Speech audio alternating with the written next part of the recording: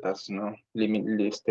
Puntos en los que hay cierto tipo de cierres o de repente el esfínter está abierto y permite el paso de los alimentos, ¿no? Los esfínteres cumplen una función muy importante, ¿no? Dentro de lo que es el sistema digestivo, y lo vamos a ver después. Dispuesto en localizaciones específicas y diversos órganos y glándulas accesorias, ¿no? Que es lo que mencioné, los órganos anexos, a que proporcionan secreciones o dichos órganos huecos. Esa es la función, por ejemplo, del hígado, ¿no? Del páncreas, que son los más representativos de los órganos anexos. Entonces, ah, lo que es el tubo digestivo es básicamente esto de acá. Desde la boca, todo, ¿no? El esófago, el recorrido que hace el estómago, el duodeno, el intestino delgado en sus dos secciones, lo que es el yeyuno, lo que es el ilio, el colon y finalmente la salida, el recto y el ano a través del canal anal. Eso es el tubo digestivo como tal. ¿Ok? Luego tenemos los glándulos anexas. El más representativo de todos pues vendría a ser el hígado, que además es el más grande de todos. El segundo órgano más grande también. La vesícula biliar, que almacena la bilis producida por el hígado, el páncreas, que tiene función digestiva y función endocrina, ¿no? Es un órgano mixto, tiene función tanto endocrino como exocrino. Exocrino siendo la función digestiva, ¿no? Y el endocrino, pues la regulación metabólica, que eso ya es algo más complejo, ¿no? Y por ejemplo, la insulina, el glucagón, ¿no? Lo que es el control de la glicemia. Pero eso en digestivo no viene al caso, porque eso es otra especialidad. Y las glándulas salivales, ¿no? Que tienes las mayores y las menores. Las mayores, pues son tres, ¿no? Que, por ejemplo, la glándula parótida, que es una glándula salival, las submandibulares y las sublinguales, que están más o menos por acá, ¿no? Y las menores, que son varias, son más pequeñas, eh, pero también tienen funciones importantes, como tal, la producción de la saliva. Y la saliva no es simplemente para mantener la boca húmeda o lubricada, también tiene funciones importantes. Y eso lo van a ver en fisiología digestiva. Entonces, la composición del sistema digestivo, tracto gastrointestinal, órganos y glándulas asociadas. Ok, ¿qué es el tubo digestivo? Como tal, es un tubo especializado en el procesamiento secuencial de los alimentos. Tiene diferentes pasos. Primero, lo que es la ingestión, luego la masticación, deglución, digestión, absorción y eliminación de los desechos sólidos. Esa es una forma de ver la función del tubo digestivo, pero como todo el sistema digestivo tiene cuatro funciones importantes que vamos a ir viendo conforme vayamos desglosando cada uno de los órganos de la parte superior del sistema digestivo. ¿Ok? Eh, Aportando continuamente al organismo agua, electrolitos, vitaminas y nutrientes, para lo que se requiere el tránsito de los alimentos, la secreción de los jugos digestivos, la absorción de los mismos, circulación de la sangre por las vísceras gastrointestinales, control de funciones de sistemas locales, nerviosos y hormonal, sobre todo nervioso. Bien, ahora, estas son las etapas del proceso digestivo. Primero, la ingestión. Básicamente meterte la comida a la boca. Listo. Masticación. Triturar la comida con el movimiento masticatorio, ¿no? Aquí eso es una organización de músculos que se encarga, ¿no? De triturar la comida y mezclarla con la saliva. Que la mezcla con la saliva tiene eh, dos funciones importantes. Primero, lubricar la comida. Y segundo, iniciar el proceso de digestión de carbohidratos, sobre todo, porque la saliva tiene esta enzima que se llama la amilasa salival, que se encarga, en pocas palabras, de empezar la digestión de los carbohidratos. Estructuras grandes las va desglosando en estructuras más pequeñas, para que sean más fáciles de absorber.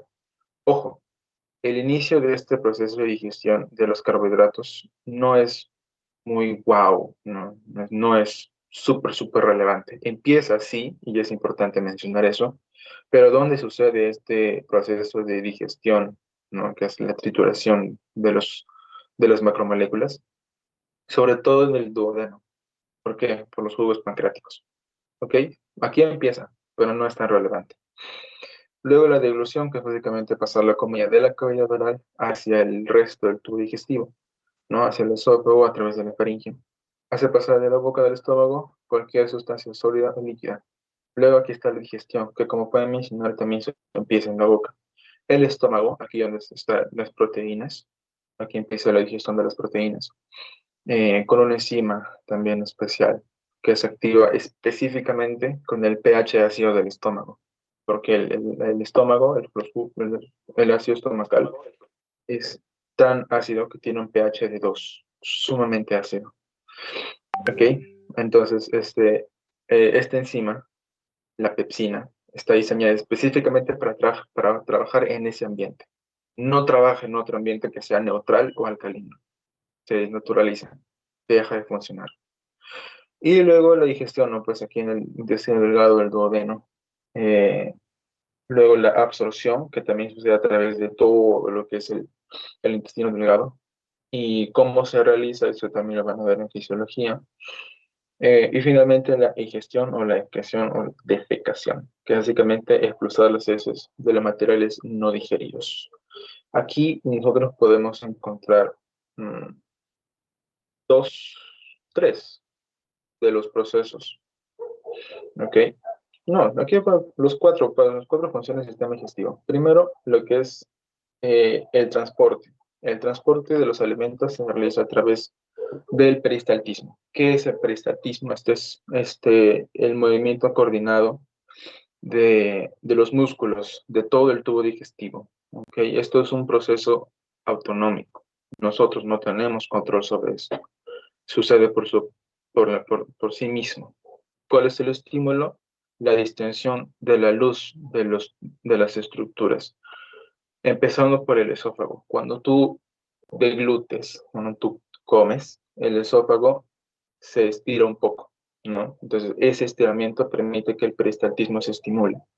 Lo que hace básicamente es empujar la comida para que siga avanzando, no retrocede, sigue avanzando a través de las estructuras que continúan, ¿no? El tubo digestivo. Esa es la primera función. Luego tienes lo que es el almacenamiento, ¿no? El almacenamiento que es, como su mismo nombre lo dice, almacenamiento. Esto sucede gracias a los esfínteres. Estos esfínteres controlan el paso de los alimentos hacia la siguiente estructura. Cuando no se puede pasar los alimentos, ya sea porque son muy grandes o porque falta digerir, se cierra el esfínter y eso impide que el alimento siga avanzando. ¿Dónde sucede esto? Principalmente en el estómago, porque el estómago, como pueden ver, es un órgano grande, entonces puede almacenar bastantes cantidades de comida. El problema sucede cuando no se tritura bien, porque hay un límite de tamaño, un requisito de tamaño de los alimentos para que puedan pasar hacia el duodeno a través del esfínter pilórico. Si los elementos no cumplen con ese tamaño, son demasiado grandes, no pasa. El esfínter se cierra. Lo que hace que el peristaltismo mismo del estómago, porque como es un órgano muscular, también tiene peristaltismo, eh, hace que la comida se mezcle, se triture, se deshaga, ¿no? Dentro del estómago. No pasa porque la puerta está cerrada. Entonces el peristaltismo hace que el alimento, en lugar de avanzar, se quede ahí almacenado y se sigue mezclando con el ácido gástrico y todo lo demás. Y también sucede aquí en el intestino grueso, ¿no? Cuando, pues, el proceso de la defecación, ¿no? Aquí hay dos esfínteres, el esfínter anal externo y el esfínter anal interno. El interno siendo autonómico y el externo siendo somático. Es decir, tú tienes control sobre el esfínter anal externo, pero no sobre el interno. Entonces, eso también son dos esfínteres. Cuando la capacidad de almacenamiento del recto es sobrepasada, se manda un estímulo al cerebro, que es básicamente el deseo de la defecación, ¿no? Sientes urgencia de ir al baño. Bueno, eso básicamente, ¿no? Y luego tienes la absorción, que básicamente, el mismo nombre lo dice, ¿no? Absorción. ¿Dónde sucede? Principalmente aquí en duodeno, intestino delgado. También sucede en el intestino grueso, pero no es tan llamativo, no es tan fuerte como el intestino delgado, sobre todo en el duodeno.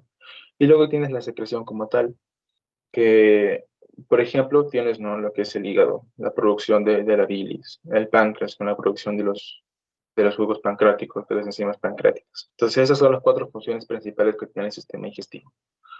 Más allá de la organización de los órganos, esas son las funciones principales. Bien, para lo que es sistema digestivo alto, esto es todo lo que lo conforma: cavidad oral, faringe, esófago, estómago y duodeno. Ok, empezamos con lo que es cavidad oral, que es de este material lo que más va a abarcar, porque es amplio. ¿Por qué es eso? Porque es hueso, es músculo, irrigación nervioso, drenaje venoso, linfático. Entonces, solamente ahí es bastante. En faringe también. Esófago ya no, porque aquí ya no hay estructuras óseas y ya no hay estructuras musculares voluntarias, ¿no? No como en cavidad oral o en faringe, que eso es lo que más abarca. Así que esto es lo que más va a abarcar, por eso está en un material independiente. Solamente en este diapositiva vamos a ver lo que es cavidad oral y faringe. Entonces, esas son las funciones de cada parte del sistema digestivo. Bueno, son un poco intuitivas, ¿no? Cuando lo estudias. Bien, entonces, empecemos con lo más pesado, y para mí lo más aburrido, cavidad oral. Bien, entonces, la cavidad oral es parte de todos los componentes principales de la cabeza. ¿Ok? Siendo lo más llamativo, pues lo más representativo es la cavidad craneal, lo más grande también. Los oídos, las órbitas, eh, la- las cavidades nasales y finalmente la cavidad oral, que es este de acá. ¿Ok? Es lo que está hasta más abajo. Aquí se ubica. ¿Cuáles son los límites de la cavidad oral? Porque si hablamos de cavidades tenemos que marcar los límites que tiene. Ok, entonces, el principal límite anterior que tú puedes encontrar es tus labios, ¿no? Tu boca, es eso, la hendidura vocal. Sirve como límite anterior, ¿ok? Luego tienes el límite superior, que es este de acá, que está conformado por el paladar duro en la parte anterior y el paladar blando en la parte posterior. Luego tienes el límite inferior, el suelo del paladar, que digo, el suelo de la cavidad oral, compuesto sobre todo por la lengua. Los laterales, que son las mejillas, y la parte posterior, el límite posterior, por el istmo de las fauces. Ahora, eh, la cavidad oral tiene dos divisiones importantes, marcados por el arco dentario. Anterior al arco dentario, entre los dientes y los labios, tienes el vestíbulo oral. Y todo lo demás es la cavidad oral propiamente dicha. Así se llama. Ok, entonces todo lo que está dentro de tus dientes, hasta tu garganta o hasta el istmo de las fauces, eso es la cavidad oral propiamente dicha. Lo que está por fuera de eso, pero sin salirte de los labios, o sea, sin salir de la hendidura vocal, ese es el vestíbulo oral, todo esto de acá. Ok, bien. ¿Cuáles son los componentes? Dientes, encías, la lengua, el paladar y las tonsilas palatinas. ¿Cuáles son las funciones? Pues lo mismo, la apertura del sistema digestivo. Procesa inicialmente los alimentos con la coloración de glándulas salivales, lo que había mencionado, ¿no? El inicio de la digestión de los carbohidratos. Modifica sonidos producidos por la laringe y el resultado es el habla. Aquí, ¿cuál es el órgano más representativo? La lengua y los labios. Puede utilizarse para respirar, aunque no es su función principal, y puede utilizarse para acceder a las vías aéreas inferiores. Aquí vamos con un poquito de clínica. Ah, bueno, aquí no lo podemos ver todavía. Bueno, dentro de los estudios que nosotros podemos hacer, sobre todo lo que es en neumología, o sea, el estudio del sistema respiratorio, hay momentos en los que van a ser necesarios acceder con una cámara hacia las vías respiratorias inferiores para poder ver directamente cuál es el problema en los pulmones, por ejemplo, o en la tráquea, ¿no? Entonces, para poder acceder a las vías respiratorias, normalmente no se usa la nariz, porque si tú metes un tubo por la nariz, vas a llegar al estómago. Eso es la sonda nasogástrica, ¿ok? Es un poco contradictorio, pero al final es como que tiene algo de sentido. Pero para acceder a las vías aéreas respiratorias, tienes que meter el tubo a través de la boca. Claro, es un proceso invasivo, incómodo, ¿no? Para el paciente. Eh, pero de todas maneras sigue siendo algo relevante. ¿Cuál es este estudio? Este estudio se llama la broncoscopía. Ok, tú puedes investigar en internet cómo funciona la broncoscopía, en qué casos se hace, cuál es el proceso, pero esto es un poquito de cómo nosotros aprovechamos la disposición anatómica y cómo se comparte, ¿no? Porque toda esta primera parte de cavidad oral y faringe es compartido tanto por el sistema digestivo como por el sistema respiratorio. Y la composición, cómo funciona el cuerpo para decidir qué cosa va hacia la cavidad, hacia el esófago, qué cosa va hacia la laringe, no la comida hacia el esófago. el aire hacia la laringe. Eso se puede aprovechar para hacer este tipo de estudios. Entonces es un poquito de interacción clínica, pero no vamos a indagar mucho en eso porque, bueno, no es, al menos esa primera parte no es el propósito de la sesión de hoy. Ahora, lo más aburrido, huesos. Ah, la cavidad oral, como sí, tiene varias estructuras óseas, ¿no? Ahora, nosotros podemos clasificar los huesos en dos grupos, los pares y los impares. Que los impares son básicamente una estructura única, una estructura ósea única. No es que haya tres huesos iguales, no, solamente es uno. Y los pares, que bueno, tienen su par derecho y su par izquierdo. Aquí, por ejemplo, los pares tienen estos maxilares, que son estos huesos de acá. Los palatinos, que son esta parte posterior de acá. Los temporales, que son esto verde de acá. Esos son los tres pares. Y los impares, pues tienes la mandíbula, que no se puede ver aquí. El esfenoides, este amarillo, y el ioides, que tampoco se puede ver aquí. ¿Ok? Todas estas partes que ustedes ven resaltados, de momento no nos interesa, porque sirve más para la inserción de los músculos. Pero ahorita que nos estamos viendo hueso, podemos omitirlo. Huesos, bueno, aquí los temporales puedes ver nuestra parte de acá. Esto es la mandíbula, también llamado maxilar inferior, pero mandíbula es más fácil. Maxilar es el superior. Y este es el hueso ioides, que es el único hueso que no está unido a otros huesos a través de cartílago, sino a través de músculo. Está flotando, ponte, ¿no? Y está sostenido únicamente por músculo. No se puede sentir, a pesar de que está ubicado en el cuello, no dentro de la cavidad craneana. Pero ahí está. Aquí que nosotros podemos rescatar, bueno, el hueso ioides vamos a estudiar sus partes también un poquito. Aquí del temporal, la apófisis estiloides. ¿Por qué es importante aquí? Porque aquí se van a insertar muchos músculos que sirven no solamente para la masticación, sino también para la parte que es la deglución, que también es todo un proceso, la deglución. Tiene dos partes, la parte voluntaria, somática, y la parte involuntaria que es refleja. Y eso no voy a indagar mucho en eso porque pues divago, pero aquí es donde en la apófisis estiloides, aquí se insertan muchos músculos. De hecho, es interesante cómo la inserción de los músculos termina nombrando los mismos músculos. Entonces, aquí, por ejemplo, tienes el músculo estilogloso o el estiloideo, ¿no? Que como es la apófisis estiloides, le da pues el estilo a su nombre. Bien, ahora cavidad oral, mandíbula. Aquí que nosotros ¿qué puedes estudiar? Básicamente la apófisis condilar, que es lo que mantiene unido, ¿no? El resto del cráneo, la rama, el ángulo, o también llamado codo en algunas bibliografías, el cuerpo, el agujero mentoniano, que esto también tiene una función importante, y el arco alveolar, que es básicamente donde se insertan las piezas dentarias. Esa es en la parte externa, ¿no? En la cara de afuera. En la cara interna, pues tienes la fosa submandibular, la línea miloioidea, la fosa sublingual y poca cosa más. Aquí no hay mucho que ver, pero sí me interesa que se aprenda esta parte de acá. La rama, el ángulo y el cuerpo. Eso es lo más fácil de recordar y lo más rápido. Ahora, ioides. Aquí tienes el cuerpo, un asta menor y un asta mayor.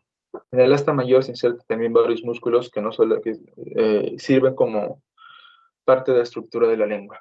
Y aquí en el asta menor pues se inserta el ligamento estiloioideo, que bueno, ya puedes saber cuál es el otro extremo solamente por el nombre, la apófisis estiloides del temporal. Bien, ahora aquí un poco de la inervación, ¿no? Aquí el principal nervio es el nervio trigémino, que ya no son pares craneales, son nervios craneales. Así que el nervio craneal quinto, el trigémino, es el que da inervación a esta parte ósea. ¿Cuáles ramas? El quinto 2 y el quinto 3. El quinto 2 viene a través de esa estructura, a través de la fosa pterigopalatina, sale a través de un foramen infraorbitario y da inervación a toda esa parte de acá. Y el mandibular, el B3, el 5-3, quinto 3, utiliza este foramen acá, que es el foramen mandibular. ¿Okay? Y da inervación a toda esta parte de acá. ¿Qué es lo que hace? Lo vamos a ver más adelante, todo su tiempo. Ahora aquí, paredes de la cavidad oral como tal. De las mejillas, de dentro hacia de fuera hacia adentro, piel. fascia, el músculo esquelético, el músculo bocinador, que lo vamos a ver ahorita, y la mucosa oral, de afuera hacia adentro. La mucosa oral siendo lo más visible y la piel también. Y la fascia, el bocinador, que tiene función para el habla, pero también para la masticación. Ahora estudiamos este músculo independientemente.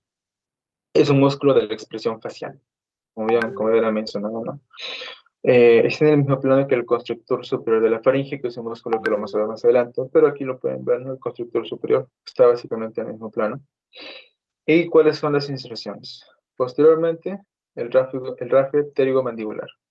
Anteriormente, el orbicular de la boca y el modiolo. ¿Qué es el modiolo? Es esta inserción, no diría inserción, sino más bien fusión, tal vez, de ambos extremos del orbicular de la boca.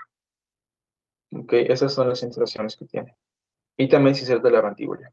Aquí lo pueden ver. Inserción en el rango pterigomandibular, la pared alveolar de la mandíbula, la apófisis alveolar del maxilar, y se inserta también con el músculo orbicular de la boca y el modiolo, que es la unión de los labios y las mejillas a cada lado. ¿Cuál es la función?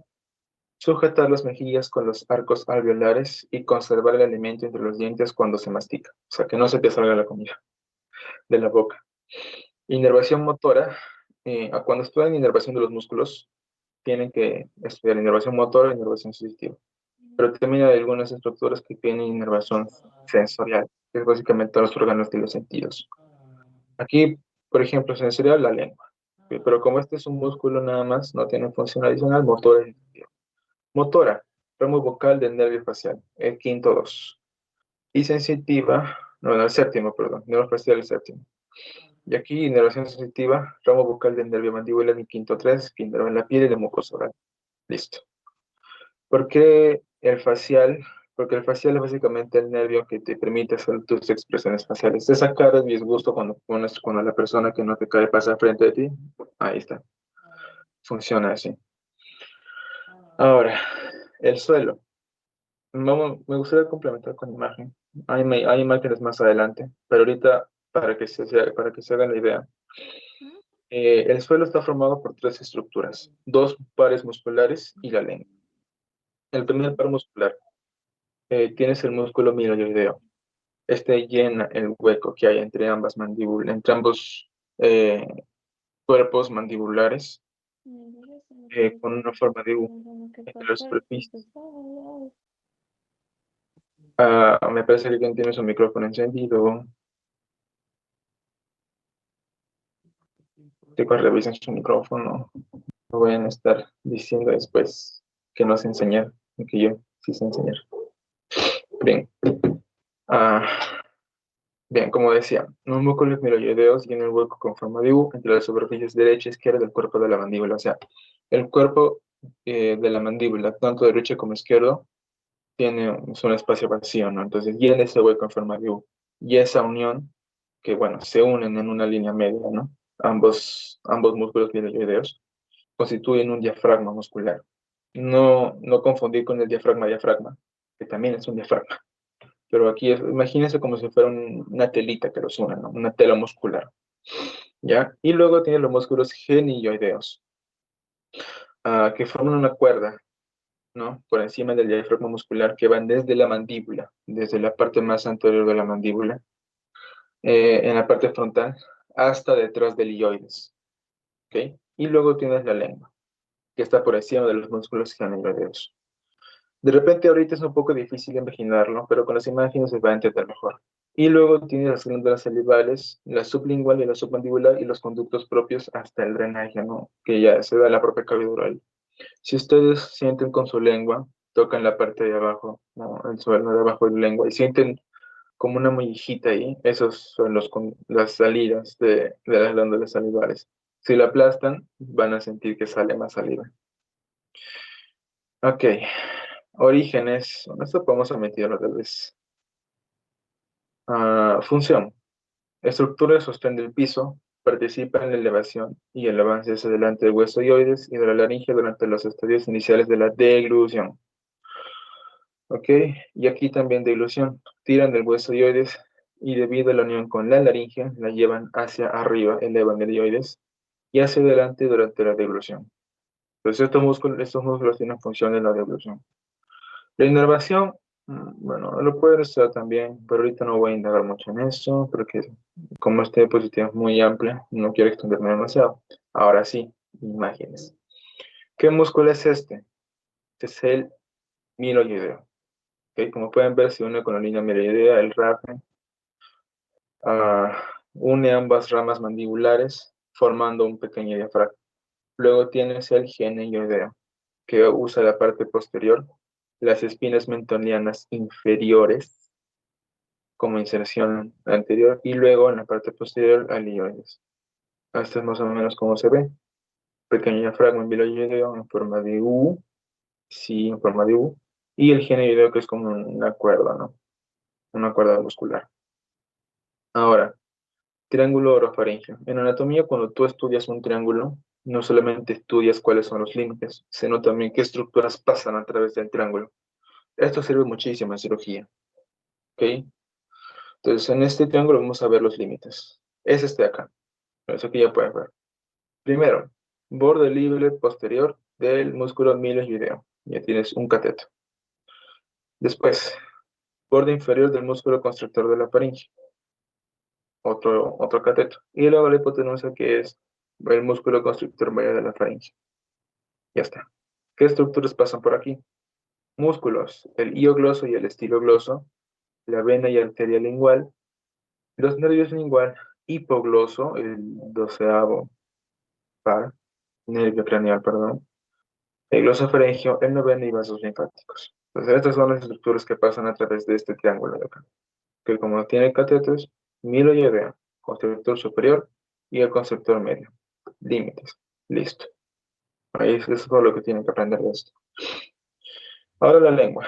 Bueno, la lengua es un poco más interesante. También es parte del suelo, ¿no? Tiene, como es una estructura netamente muscular, nosotros vamos a estudiar dos grupos musculares que dan forma y función a la lengua. Los músculos intrínsecos de la lengua y los extrínsecos. Intrínseco quiere decir que su inserción está en la lengua y ya, nada más. Y los extrínsecos son músculos que tienen inserciones fuera de la lengua y también en la lengua. ¿Ok? Entonces vamos a estudiar primero, me parece que es eh, los, bueno, vamos a estudiar los músculos primero, sorry. Bien, forma parte solo de la cavidad oral y tiene dos partes, los dos tercios anteriores, que es la parte oral, y la parte faríngea, la parte posterior, el tercio posterior, que no tiene función gustativa, en cambio la parte oral sí. Mm, Una parte de la parte oral, porque también esta parte inferior de acá, la superficie inferior, tampoco tiene sensación gustativa. Entonces, tiene forma triangular con una punta roma en la punta de la lengua, se dirige anteriormente y se apoya inmediatamente detrás de los dientes incisivos, que son estas piezas centrales. La raíz de la lengua está unida a la mandíbula, aquí, y al hueso hioides, aquí también. Entonces, la raíz de la lengua. Como he mencionado, ¿no? Los dos anteriores tienen en la parte oral y la parte faríngea, la parte posterior, que también sirve como un límite, ¿no? Para lo que es la faringe, la orofaringe. Y luego tienes este agujero, el surco terminal, que es lo que los divide. Bien, entonces como pueden ver aquí las estructuras musculares, ¿no? Tienen cierta disposición, ¿no? Que ya vamos a verlo individualmente cada uno. Ahora, el surco terminal de la lengua tiene esta forma de V. Divide la parte oral de la parte faríngea de la lengua. También es el límite inferior del istmo de las fauces, que ya habíamos visto que es el límite posterior de la cavidad oral. Ah, en su vértice, esto es esa parte de acá, se encuentra el agujero ciego de la lengua. Aquí, ¿ok? Bueno, logré blindar eso, no importa como tal. ¿Qué nosotros podemos encontrar aquí? Estas papilas circunvaladas se ubican únicamente aquí. De todas las papilas que hay, porque hay fungiformes, que son esas de acá, hay filiformes, que son las más abundantes, las foliadas, que bueno, no tiene una imagen, pero las circunvaladas son las menos abundantes y están únicamente aquí en disposición en forma de V, nada más. Están automáticamente anterior al surco terminal de la lengua. Y ya, básicamente esas son las papilas gustativas. Ah, Bueno, no voy a indagar mucho en eso. Y suelo, superficie faríngea de la lengua, mucosa de contorno irregular. Presenta nódulos de tejido linfático y no hay papilas gustativas, o sea, no siente sabor. La superficie inferior de la lengua tampoco siente sabor. Es la superficie inferior, no que no tiene papilas, tiene algunos pliegues musculares, un único pliegue mediano que es el frenillo de la lengua, que ustedes lo pueden sentir si doblan su lengua hacia abajo, van a sentir como una cuerdita.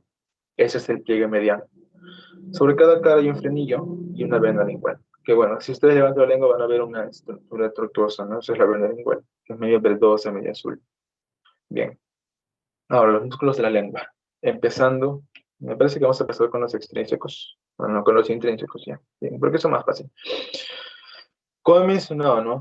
Todos los músculos de la lengua son pares. Es decir, tienen su equivalente derecho como equivalente izquierdo. Hay intrínsecos y extrínsecos.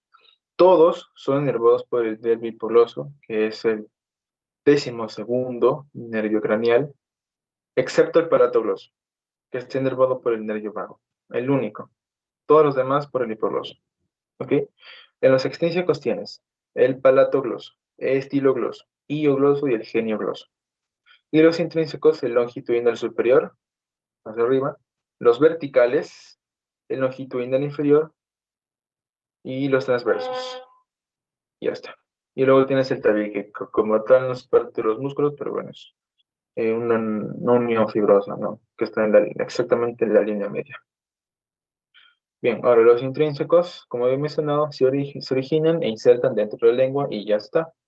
Tienes los longitudinales superiores, inferiores, los transversos y los verticales. Modifican la forma de la lengua, la alargan, la cortan, la rizan, doblan su punta, la aplastan, etcétera, etcétera. Trabaja en parejas o en un lado cada vez. Y esto tiene sobre todo función para el habla. También para la masticación, para comer y para tragar, pero sobre todo por el habla. Porque como no dependen mucho de estructuras externas a la lengua, es nada más un movimiento intrínseco, sirve para poder articular las palabras con mayor facilidad. Bien, ahora lo que son los extrínsecos. Como había mencionado, se originan en estructuras externas de la lengua y se insertan ahí. Tienes el genio gloso y el gloso, estilo gloso y palato gloso. Genio, io, estilo y palato. Listo. Y los demás son glosos. Función, propulsión, retracción, deprimir y elevar la lengua. Esto ya es sobre todo deglutorio también, ¿no? Esto tiene principalmente función para la deglución. Ahora, vamos con individualmente cada uno de los músculos extrínsecos. El geniogloso, este de acá, que ya lo habíamos visto. Se insertan en los tubúrculos mentonianos superiores, que también lo hemos visto. Y se inserta también en el hueso ioides. Al igual que el genioideo, pero este es el geniogloso. Función deprimir la parte central de la lengua y permite sacar la lengua en vez de sacar así esto, gracias al geniogloso. Luego tienes el iogloso. Tiene una forma, de acá, una forma cuadrangular, se inserta en el asta mayor del cuerpo del ioides, todo este brazo grande de acá, y atraviesa el triángulo orofaringeo. Bien, función deprimir la lengua. Aquí puede ver estructuras que pasan entre el iogloso y el geniogloso, que son básicamente el nervio hipoglóso, el nervio lingual, el quinto test, y entran la lengua por debajo y encima del iogloso respectivamente. Listo. Las correlaciones anatómicas, que no voy a divagar mucho en eso. El estilo gloso, inserción, superficie anterior de la apófisis esteroides de los huesos temporales. Aquí les había mencionado que tiene bastantes funciones, así que aquí está la primera de todas. La función del estilo gloso. ¿Ok? Atraviesa el ángulo orofaringeo también. Y también la otra inserción es el borde superior de los músculos ioglosos y los intrínsecos. Función, retraer la lengua, llevarla hacia atrás superiormente. Como está pues hacia abajo, ¿no? Permite retirar la lengua, es decir, elevarla, ¿no? Subir la lengua, levantar la lengua, ponte. Bien, ese es el estilo gloso. Okay. Todo esto de acá. Bien, para los palatoglosos, esto no solamente tiene función deglutoria, sino también función limítrofe. Ahora vamos a ver por qué. Son músculos del paladar blando y de la lengua. Inserción en la superficie interior de la aponeurosis palatina. Y la cara lateral de la lengua por acá. Toda esta parte de acá, todo esto es el músculo palatoloso. Función, elevan la parte posterior de la lengua, mueven los arcos palatolosos, deprimen el paladar blando y separan la cavidad oral de la orofaringe. Esta estructura de acá es parte del istmo de las fauces. ¿Ok?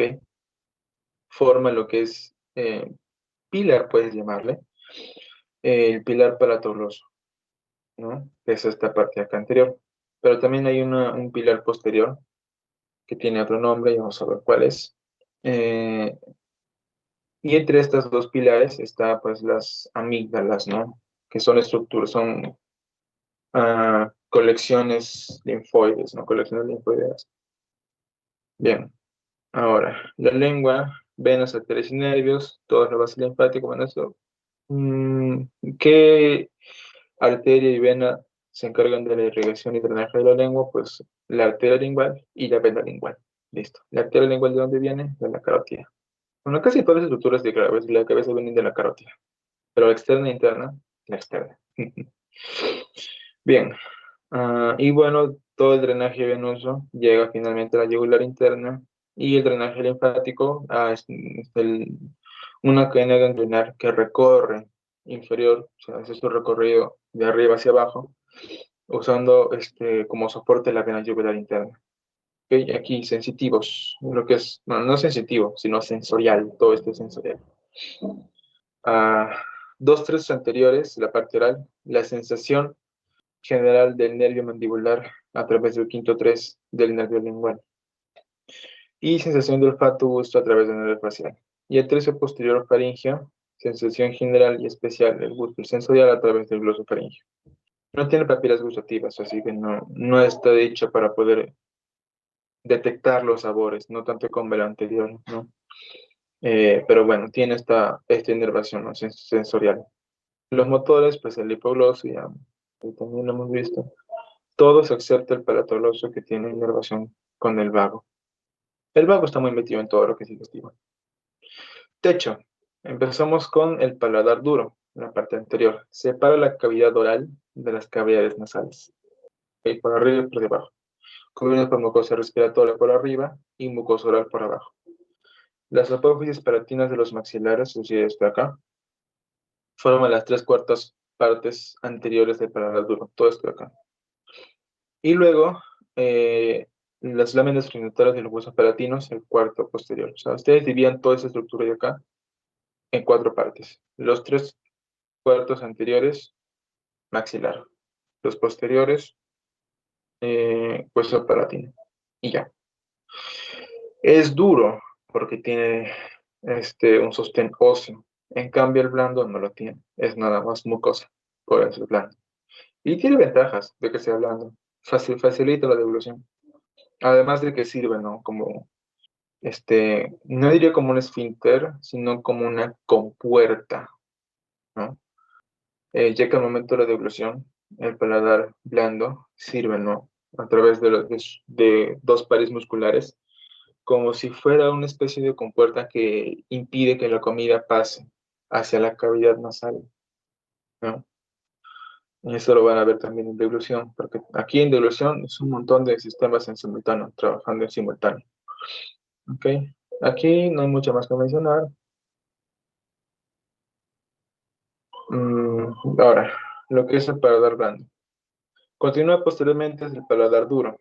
Actúa como una válvula que puede estar deprimida o elevada. No es una compuerta, ¿no? Más que válvula no compuerta. Está conformado por varios pares musculares.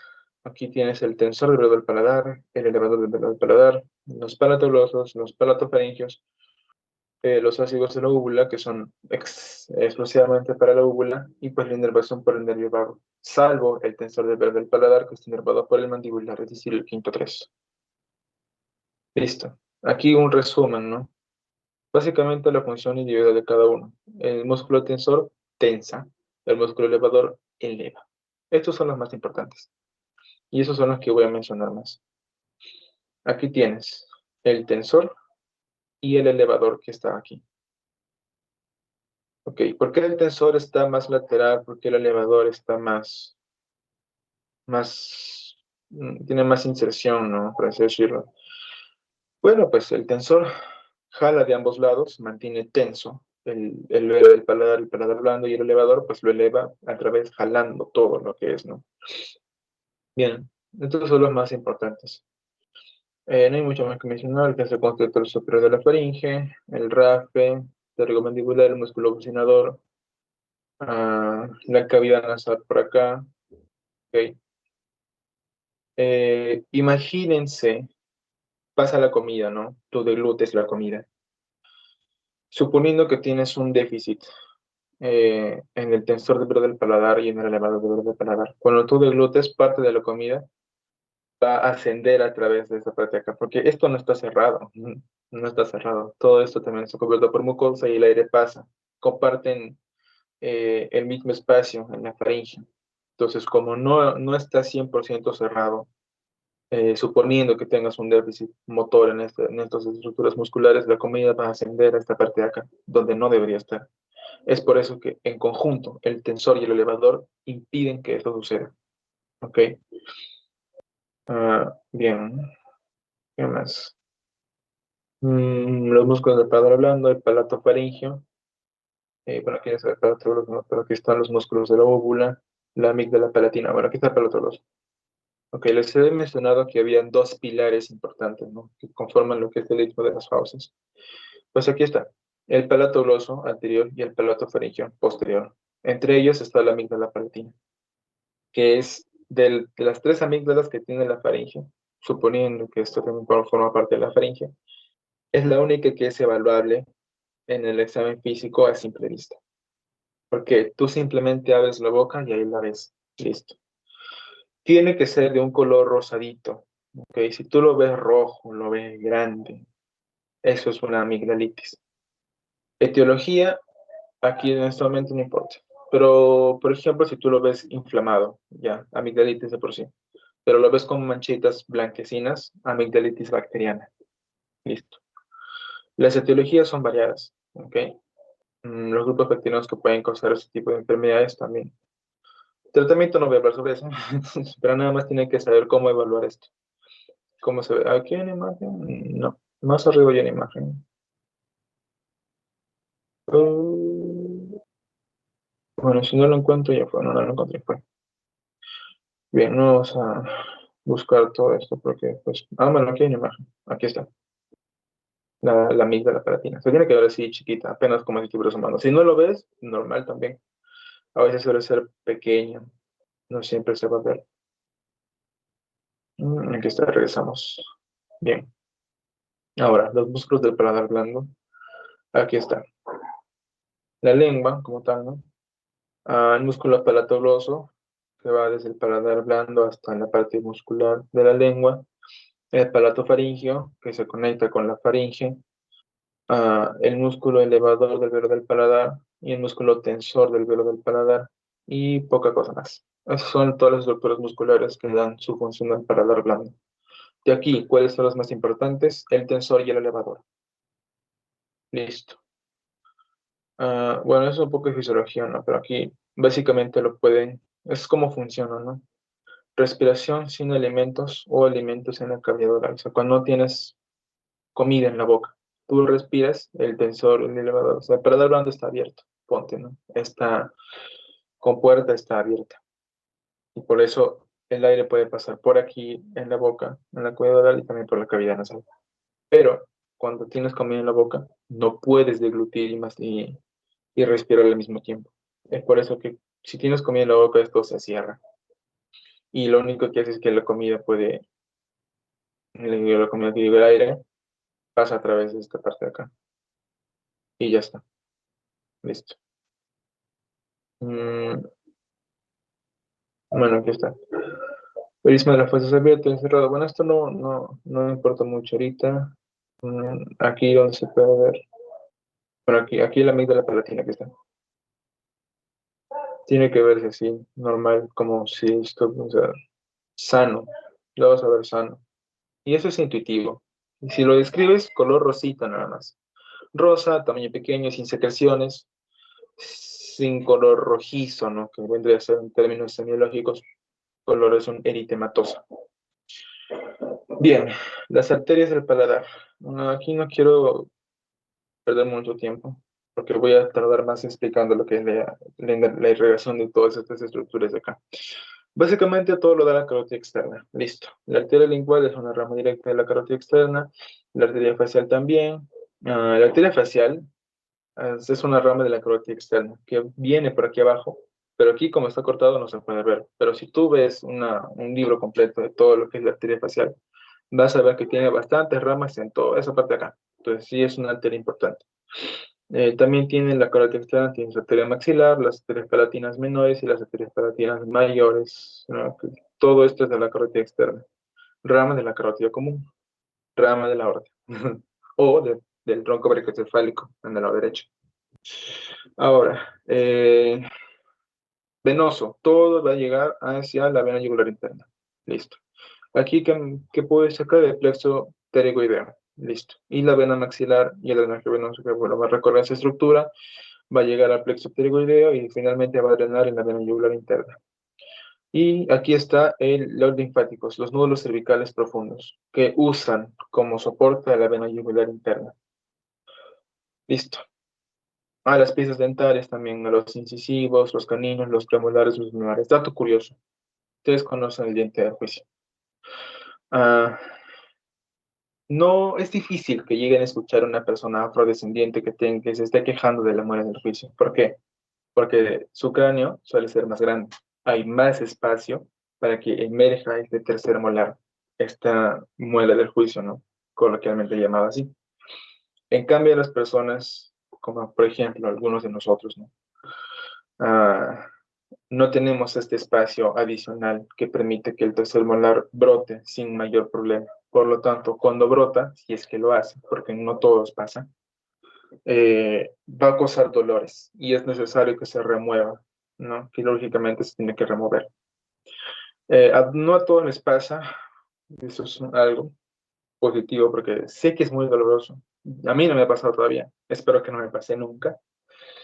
Recuerdo que vivía con miedo cuando tenía 16 años, decía, no, me va a salir a muerte del juicio. No me ha salido hasta ahora, así que, bueno, bien.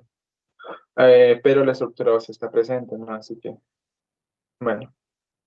¿Cuándo se remueve esta muela del juicio?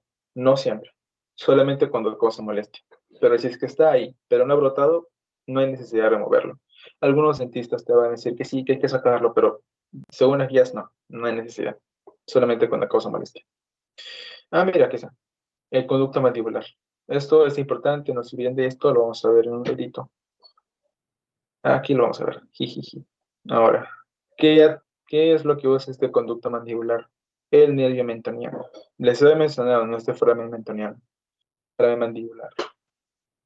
Esto lo usa el nervio mentoniano para poder salir, emerger, ¿no? Toda esa parte de acá. Aquí también, también funciona, ¿no? El trigémino a través de su rama del quinto 2 y su rama mandibular el quinto 3. Da las ramas, los plexos alveolares superiores y los plexos alveolares inferiores, que es lo que da la inervación a los dientes. Cuando tú tienes caries y llega la perforación, ¿no?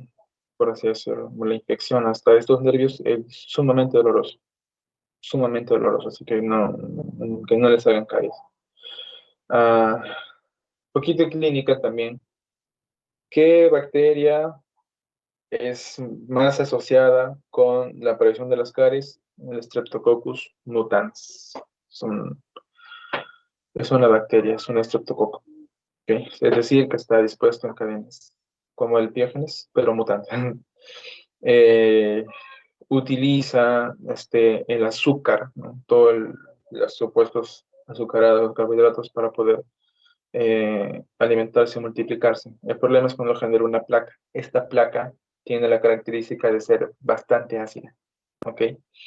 Entonces, la característica ácida de esta placa dentaria, no la placa, no, carie, por así decirlo, eh, desmineraliza la corona del diente y finalmente va a terminar creando una abertura. Y eso contribuye a la fragilidad del diente. Y eso es muy doloroso. Así que no le saquen caries. Ahora, ya para terminar con esto, con la cavidad oral y pasar a la faringe, ¿Cuánto tiempo voy? 1 hora, Dios mío. Ok, voy a apresurarme. Inervación sensitiva, principalmente por el nervio trigémino. Listo. La parte superior, nervio maxilar, es decir, el quinto 2. Parte inferior, nervio mandibular, quinto 3. Gusto, los dos nervios anteriores a través del nervio facial y ramas del trigémino, y ya está. Esto es lo más importante. Para la lengua, sobre todo, fibras parasimpáticas, nervio facial y ramas del trigémino, simpáticas, no tanto tiene que ver aquí. Todos los músculos de la lengua están inervados por el hipogloso, salvo el palatogloso, que es inervado por el vago, que ya lo habíamos mencionado. Y todos los músculos del paladar blando están inervados por el vago, excepto el tensor, que está inervado por el quinto 3. Listo. Ahora vamos con faringe. Eso también me aburre, para qué mentir. Bien, estructura musculofacial. La faringe es un hemicilindro. Si ustedes curvan estos bordes de acá, pues van a darse cuenta, ¿no? Es un hemicilindro nada más. Une las cavidades oral y nasal en la cabeza con la laringe y el esófago en el cuello. Laringe, respiratorio. Esófago, digestivo. Ya está. La cavidad faríngea es una vía común. Aquí pasan tanto alimento como aire.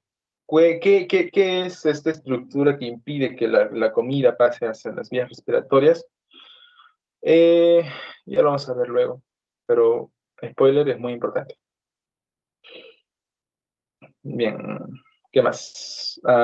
Está unida arriba con el base del cráneo y continúa hasta abajo, aquí, hasta el nivel de la C6, de la vértebra C6, donde da paso al esófago, que ya eso es una diapositiva nueva. Sus paredes fueron anteriormente con los límites de las cavidades nasales, la cavidad oral y la faringe. Es por eso que tiene 3 divisiones: la nasofaringe, la orofaringe y la laringofaringe. ¿Ok? La nasofaringe está limitada inferiormente y dividida de la orofaringe por el velo del paladar. ¿Ok? Cuando está tenso y elevado, sirve como límite. Pero normalmente las estructuras están en contacto. Bueno, las cavidades están en contacto. Y luego, la laringofaringe, la orofaringe, bueno, también tiene su propia división, ¿no? Bueno, ¿qué más? No tiene mucho más que mencionar. Estructura esquelética. Bueno, esto, si me permiten, lo voy a omitir, porque en faringe, la verdad, lo más relevante es que posteriormente está con la columna vertebral. Pero más allá de eso no hay mucha estructura ósea, salvo tal vez el ilioides. Pero después de eso no. Y a partir de aquí es casi 100% muscular. Así que vamos con los músculos. Músculo esquelético, fascias, y aquí los músculos comentarios, los constructores y los longitudinales. Que los constructores son 3, los longitudinales también. ¿Qué te dice el nombre? Bueno, ¿qué deduces tú sobre su disposición respecto al nombre? Constructores son fibras circulares que, por así decirlo, abrazan, ¿no?, la faringe. Y los longitudinales, los que la acompañan a través de todo el largo, desde arriba hacia abajo. ¿Ok? Todos los constrictores, aquí vamos a verlos primero, tienen su inserción posterior a través del raje faríngeo. Todos inervados por el nervio vago, todos funcionan con la constricción. En esa teoría, bueno, vamos a omitir eso por ahora. Bien, los músculos constrictores. Aquí tienes el superior, el medio y el inferior. Listo. Poca cosa más que contar.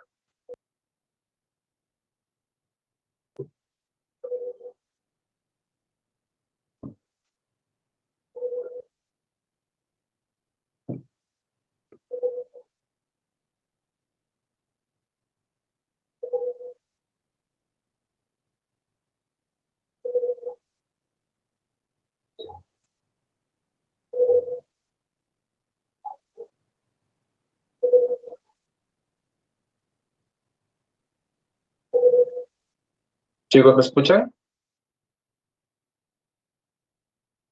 Sí, parece Diego, que sí. tengo que... Ya bien. Sí, sí, ajá, sí, te escucho. Bien, pensé que se me había ido la conexión por un momento. Ya, bien. Entonces, básicamente esto sirve también como parte de queja de deglución, ¿no? Sobre todo de deglución. Y ya, básicamente esta es la función de los músculos constrictores de la faringe. Bueno, aquí una pequeña cosita más, ¿no? Pero no tan relevante, sobre todo para lo que es digestivo. Aquí, los longitudinales hay 3: el estilo faringeo, el sampingo faringeo y el palato faringeo. Ah, todos inervados por el vago, excepto el estilo faringeo, inervado por el glosofaringeo. Función, elevar. Listo. Ya. Los longitudinales que tienes los tres. Primero, el estilo faringeo. Conectado por la apófisis estiloides. De nuevo, el estilo faringeo. El salpingo faringeo, a través, se inserta, ¿no?, en la parte cartilaginosa de la trompa auditiva. Y el palato faringeo, pues, con el paladar blando. Ahora, dato, para que no se confundan. Cuando una persona escucha salpingo, normalmente piensa en trompas, pero ¿en qué trompas? En las trompas de falopio. No se confunden, por favor. Salpingofaringe se refiere a que está conectado con la trompa auditiva, ¿ok? No con las trompas de falopio, obviamente. Bien. Bueno, aquí lo que les había mencionado, ¿no? Forman el aparato faríngeo, limitado, ¿no?, por el palato gloso y el palato faríngeo, anterior y posteriormente, respectivamente. El triángulo orofaríngeo, que bueno, esto ya lo habíamos visto, ¿no? Los límites del triángulo y las estructuras que pasan a través, así que no vamos a leer eso de nuevo. La fascia, bucofaríngea, una capa fina, y la fascia faringobasilar, una capa gruesa. Listo. Nasofaringe. Bueno, esto como no tiene parte digestiva, no vamos a repasar mucho. Orofaringe, sí. Un momento.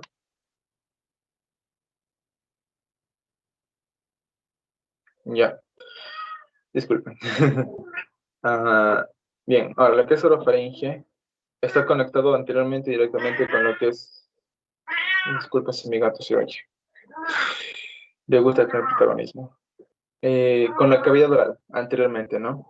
Y posteriormente, pues, no, por toda esta parte de acá, limitado por el istmo de las fauces. Aquí puedes encontrar la amígdala palatina, la amígdala lingual por acá, y el epiglotis, que es esa estructura que impide que los alimentos pasen hacia las vías respiratorias. Está compuesto principalmente por cartílago de tipo elástico, ¿ok? Cuando se cierra impide que, que la comida pase hacia la laringe, ¿ok? Eso también tiene una función muy importante en la digestion. Como les he mencionado, es toda una arquitectura que pasa en simultáneo. Eh, Disculpen. Bien, continuemos. Laringofaringe. Ya, esta es la parte final, ¿no?, de la faringe como tal. Como tiene su límite inferior en C6 antes de pasar a lo que es el esófago. Anteriormente, compártelo, parte del espacio, lo que es la apertura laringea con la laringe. Y ya está, poca cosa más que mencionar. No hay mucho, no hay tanta cosa relevante aquí. Amígdalas, bueno, aquí la única realmente visible como tal es la amígdala palatina, ¿no? Que pueden ver si un paciente abre la boca y deprime la lengua. Tú, para evaluar esto, le dices al paciente, abre la boca, saca la lengua y usas un bajalenguas, ¿no?, para bajar la lengua. Esta evaluación no tiene que durar mucho y tampoco tienen que meter tanto el bajalenguas porque si no le provoca ese reflejo nauseoso. Tiene que ser rápido. Aparte, tener algo así en la boca también debe causar náuseas, aunque no provoque el estímulo. ¿Ok? Así que, ¿cuánto tiene que durar? Máximo 15 segundos, o 20 incluso. Y hasta medio minuto tal vez, pero no puede durar más. Usan su linterna para evaluar rápido. El paciente tiene que decir, eso no se olviden. Pueden practicar consigo mismo si quieren. Cuando ustedes dicen pueden ver más fácilmente la parte posterior, que ya vendría a ser la orofaringe como tal, ¿no? Pueden ver más fácilmente si es que está de repente irritada, ¿no? Si es que tiene algún tipo de lesiones o incluso secreciones, ¿no? Lo pueden ver así fácilmente. Simplemente dicen, el paciente diga y listo. Ya. Lo tiene que ver rápido, porque si no, si lo hacen mal, el paciente se enoja y ya no lo sé. Esto lo vamos a omitir. Bueno, no. De nuevo, todo carótida externa. Listo. Aquí se repite la arteria facial, la arteria palatina, la arteria temporal, la rama faríngea y listo. La arteria faríngea ascendente que está por acá. Listo, rama de la carótida externa. Aquí, básicamente, carótida externa es en todos lados. Venas, de nuevo, vena yugular interna. No hay mucho más que mencionar. El plexo pterigoideo, listo. Aparte, aquí no se menciona mucho en esta imagen. Y nervios, de nuevo, básicamente el vago y la rama faríngea del noveno nervio craneal. Listo. Eso sería todo lo que hay que mencionar por estos primeros de estructuras, que es lo más complejo porque hay bastantes estructuras óseas y todo eso. Hasta aquí, ¿tienen alguna pregunta?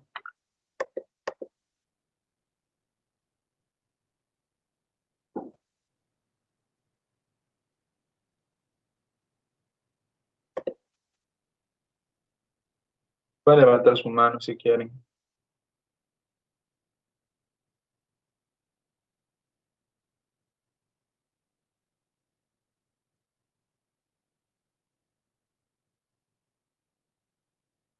Bien, me parece que no hay dudas.